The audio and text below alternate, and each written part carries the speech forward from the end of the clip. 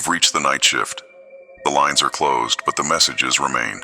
No one is available to take your call at this time. If you've experienced something strange, something unexplained, or something you can't quite put into words, leave your message after the tone. This is the voicemail archive.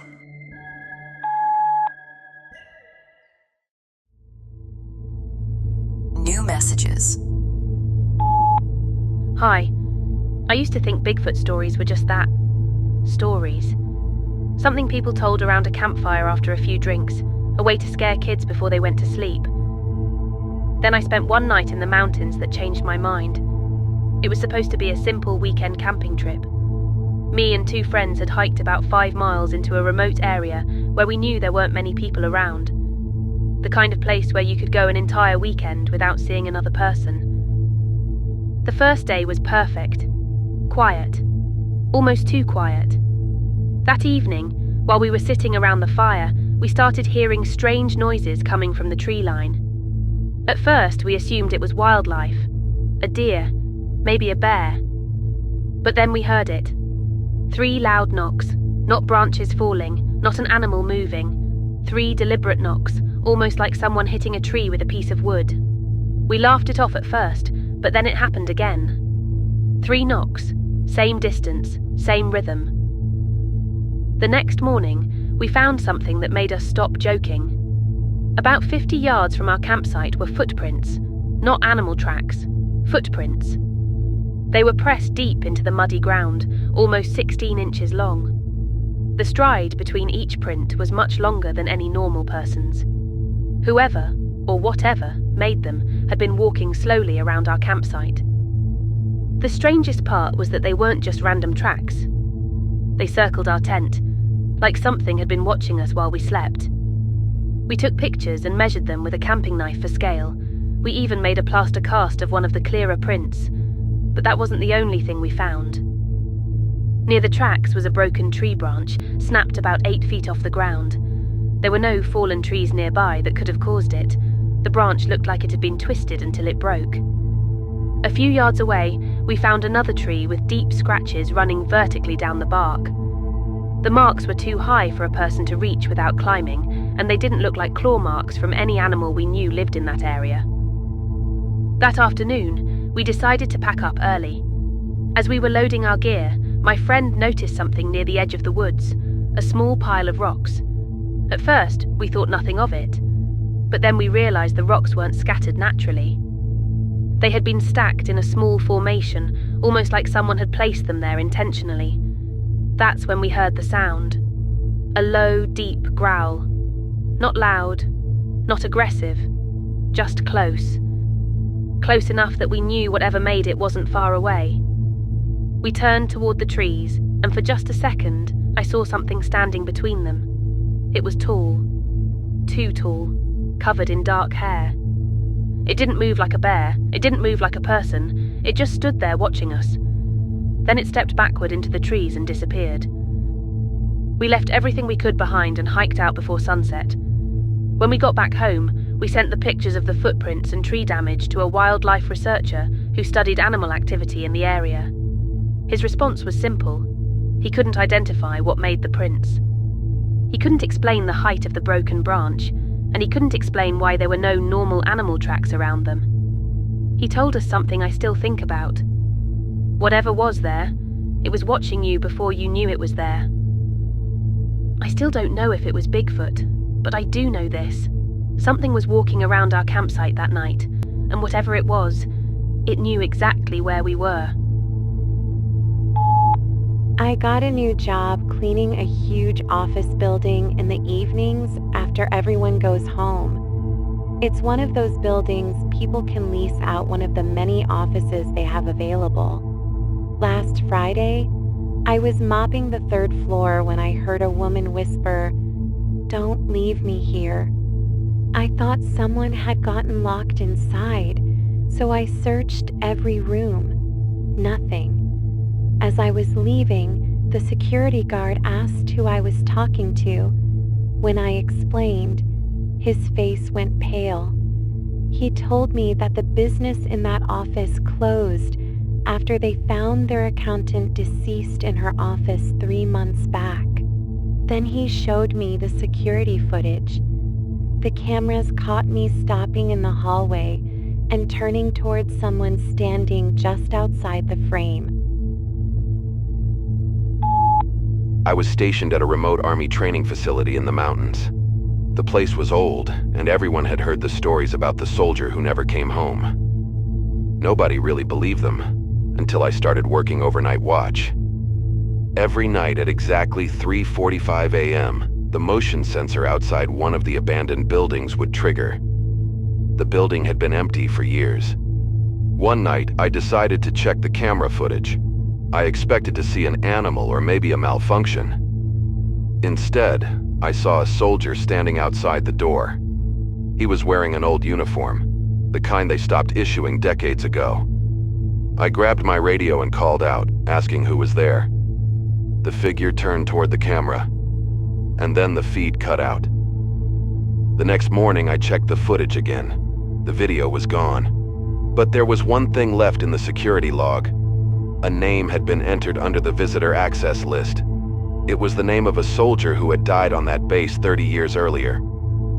I tried looking up more information about him, but I could never find anything other than his name and the date he went missing. I still think about it to this day, and I hope someone figures out what happened to him. Hey, I don't know if this is something you guys usually talk about, but I figured I'd leave a message anyway. My name is Daniel. And about 6 months ago, I started working the overnight shift at an old hotel that's been in my town for as long as anyone I know can remember. It's not a fancy place anymore. Mostly just travelers passing through, truckers, people who need a cheap room for the night. The first strange thing happened around 4 in the morning. I was sitting at the front desk when I heard the old elevator bell ring. The thing is, that elevator hasn't worked in almost 10 years. The doors opened, and the inside light was on. I thought maybe maintenance had fixed it, but when I looked at the security cameras, the elevator was completely empty. I walked over to check it out, and that's when I noticed the floor indicator above the door. It was showing the number 4. The problem is, this hotel only has 3 floors. I called my manager, and he told me to ignore it. He said the old owners used to talk about the 4th floor like it was some kind of joke.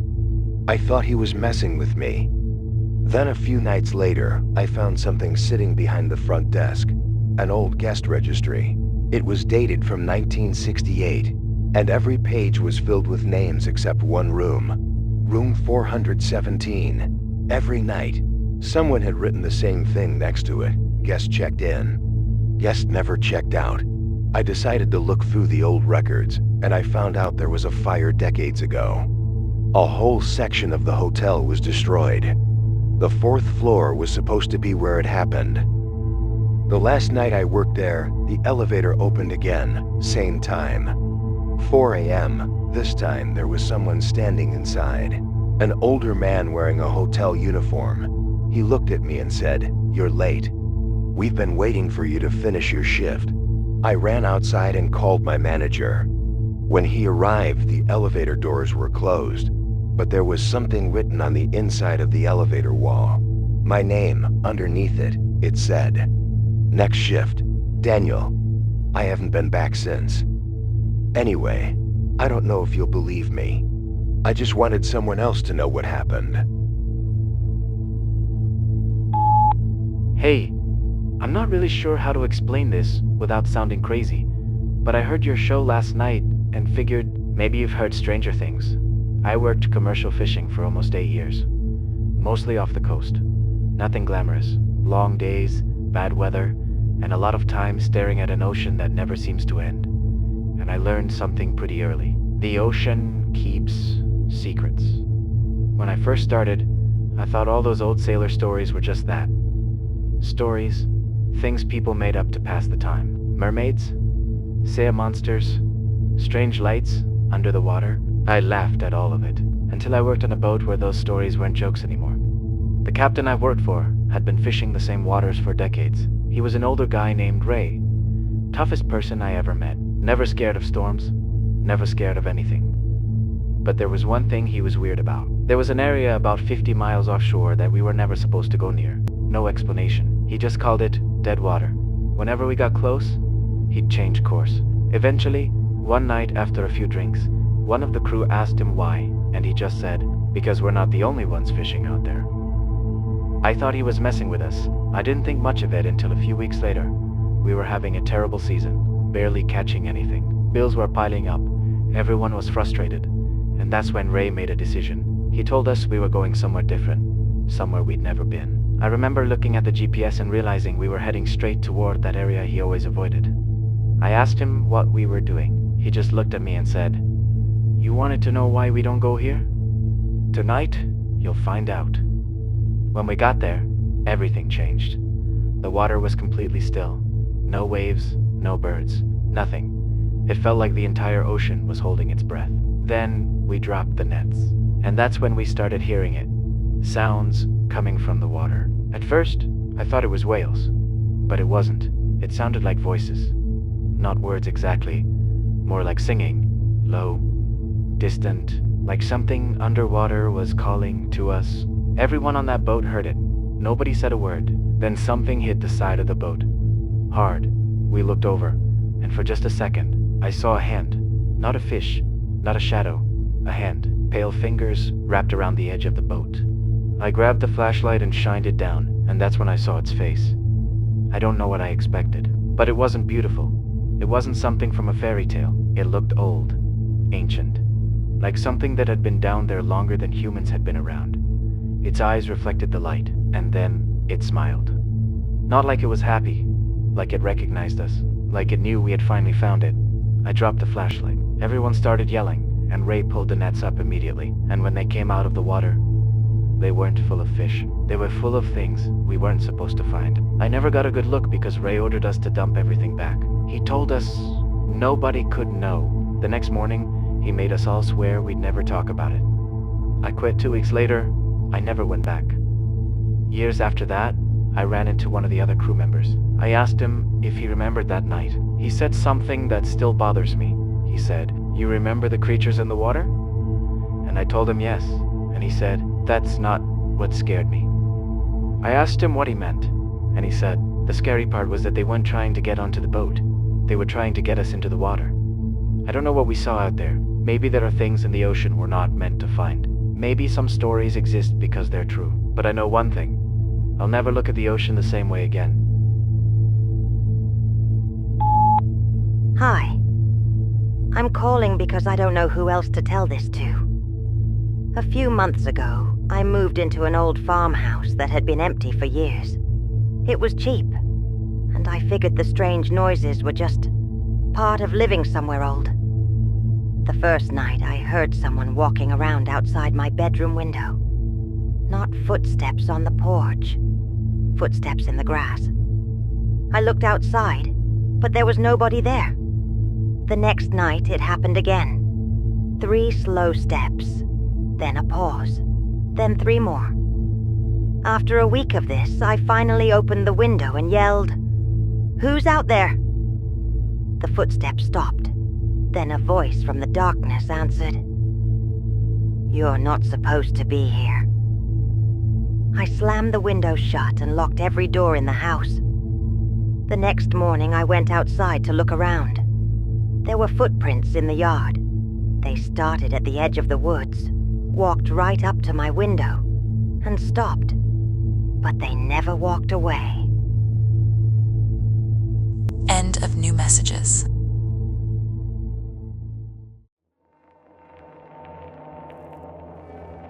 You've reached the end of the archived messages. The night shift will continue monitoring the lines for those who have a story to tell. If you've experienced something strange or something you still can't explain, leave your message after the tone